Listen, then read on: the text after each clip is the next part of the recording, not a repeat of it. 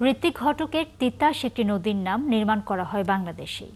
অদ্বৈত মল্ল বর্মণের সাহিত্য থেকে ঋত্বিকের এই নির্মাণে ফিরে ফিরে আসে মানুষের ছিন্নমূল হবার জীবনের গাথা।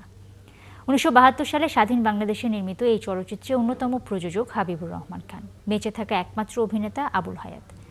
জন্মশতবর্ষে তাদের স্মৃতিতে সেই অনবদ্য নির্মাণের কথা, সঙ্গে এই মৌলিক নির্মাণদাতে দেশভাগের ক্ষত কতটা বিক্ষুব্ধ করেছে তাও জানাচ্ছেন পার্থ সঞ্জয়। মৃণাল সেন, ঋত্বিক ঘটক আর সত্যজিৎ রায় বাংলা চলচ্চিত্রের তিন ধ্রুবতারা। সে এক সময় ছিল দুর্বিনীত, উদ্ধত, অসহায়।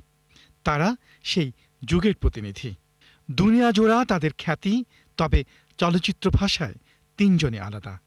এর মাঝে উল্কার মতো জ্বলে ওঠে দপ করে নিভে যাওয়া এক খ্যাপা ঋত্বিক ঘটক। নায়াসিনামাইড ও স্যালিসাইলিক সমৃদ্ধ লিলি ফেস ওয়াশ, যা ফেসের ডেড স্কিন সেল দূর করে দেয় দ্বিগুণ ফাস্টার ব্রাইটেনিং। ঢাকার ঋষিকেশ দাস লেনে জন্ম নেয়া এই কিংবদন্তিকে দুমড়ে মুচড়ে দিয়েছিল দেশভাগ। উনি আর কখনোই সুস্থির থাকতে পারেনি, অস্থির একটা বৃদ্ধ বয়সে একটা রাগী তরুণ। ফরাসিরা বলেন আফার টেরিবল, এ ধরনের মানুষদের দুরন্ত শিশু হয়ে রইলেন এবং কখনোই এস্টাবলিশমেন্টের দ্বারস্থ হননি এবং এই যে নষ্ট সময়, নষ্ট রাষ্ট্র, নষ্ট সমাজের বিরুদ্ধে একটা রাগী দুরন্ত মানুষ হিসেবে আজীবন কাজ করে গেছে। প্রত্যাখ্যাত হওয়ার স্বাধীনতা মৃত্যুকাল পর্যন্ত বজায় রেখেছিলেন ঋত্বিক ঘটক।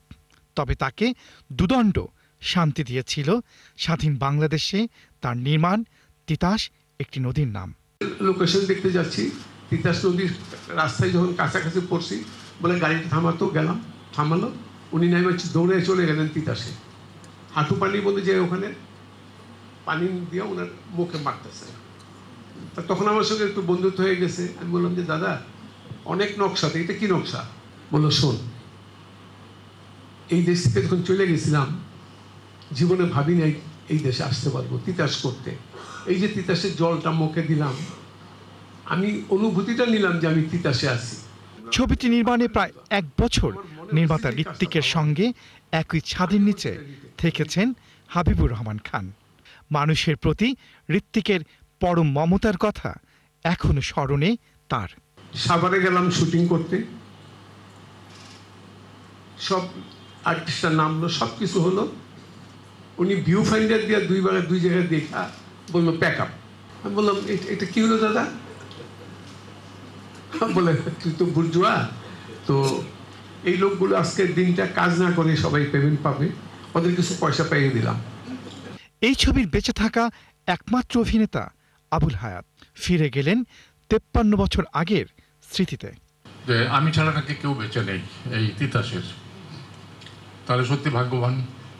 মানে এক কাঠটা দুই কাঠের মধ্যে পুরো সিকোয়েন্স শেষ। রোজির পিছে পিছে আমি দৌড়াইতেছি, এখানে দেখি যে রক্ত, এটা এরকম।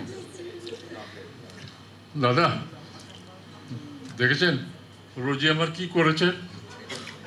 দাদা আমার দিকে তাকিয়ে বলে, শক্তিশালী অভিনেত্রী। এই হলো ঋত্বিক দার চরিত্র। মানে একটা টোটালি আউলা লোক, মানে এতটা যে ব্রিলিয়ান্ট হতে পারে তার সাথে কথা না বললে কেউ কোনদিন বুঝবে না। ঋত্বিক তার প্রযোজককে বলেছিলেন, তিতাস একটি নদীর নাম 20 বছর আগে নির্মাণ করে ফেলেছি। সত্য তাই, মুক্তির 2 দশক পরই ছবিটি আন্তর্জাতিক মনোযোগ পেল। শুধু তাই নয়, ওয়ার্ল্ড সিনেমা ফাউন্ডেশনও এই নির্মাণকে তাদের আর্কাইভ প্রজেক্টে ঠাঁই দিয়েছে। পার্থ সঞ্জয়, ৭১, ঢাকা।